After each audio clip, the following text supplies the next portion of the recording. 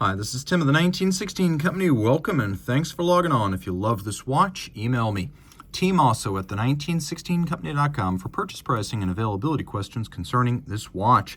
Today, a model launched in 2024 from the Ascendant Parmigiani Fleurier brand. This is the Toric Petite Second.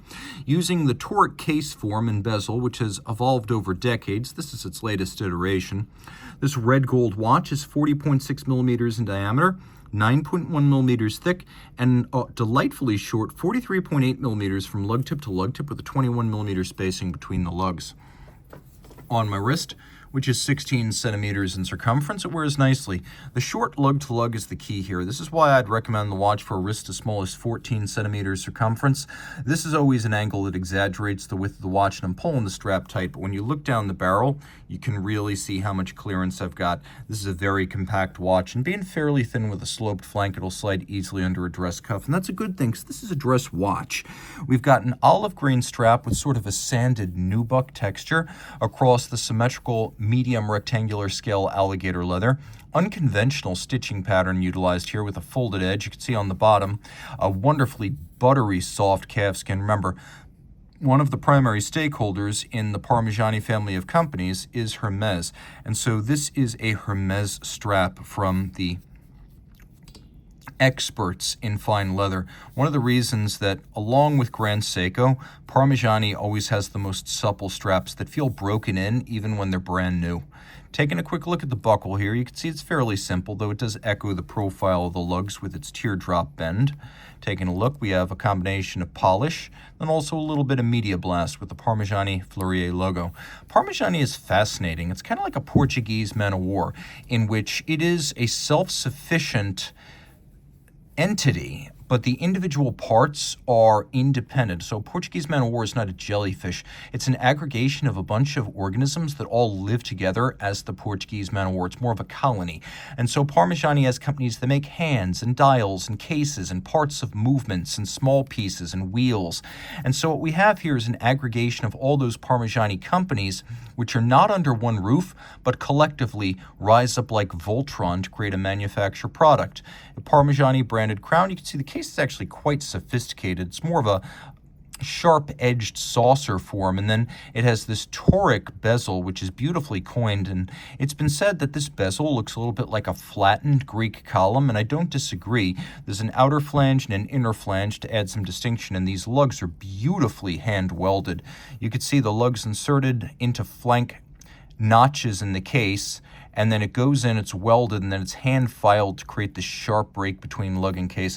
That is a slow, luxurious, deeply decadent way of making a case, and I love it. You can also see that there's also a little bit of an inward inflection to lug. It's a complex shape. The dial is made of solid gold, but it's been frosted with a number of materials, including silver powder and cream of tartar, to get the finish you see that doesn't look precisely like gold, but sort of a granular, powdery finish.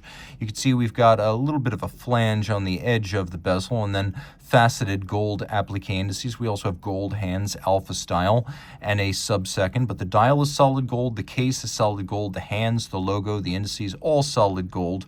Sub-seconds, Petite Second, the namesake of the watch. The only feature I wish this had would be some sort of hacking seconds, but if you provide a little bit of back pressure, you can pretty much freeze the seconds hand anywhere you want and synchronize it to a reference time if you would like to do so. The watch winds nicely. It's very smooth, almost to the point that the detents in the click aren't evident.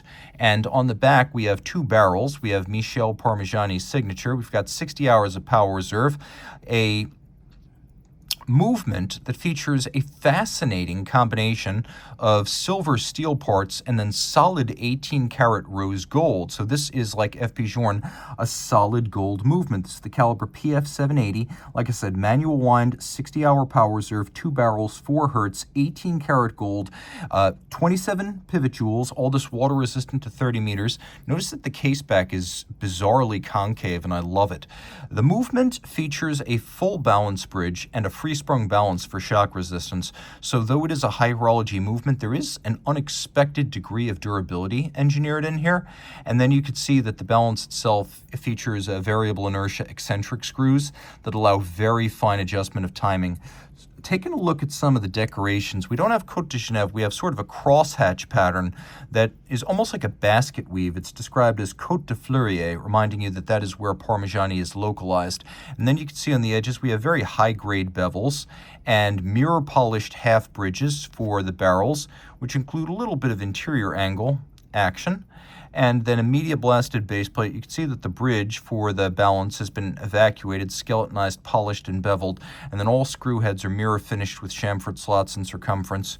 And you can see that even the bridge for the escapement and the anchor and the escape wheel have been polished. So lots to love right here. A deeply endearing watch from one of the great brands in the business. And like I said, ascendant. I don't think Parmigiani Fleurier has ever been held in higher esteem or more successful commercially or better in terms of product than it is right now. So reach out to Team Mosso at the 1916company.com for purchase and pricing details.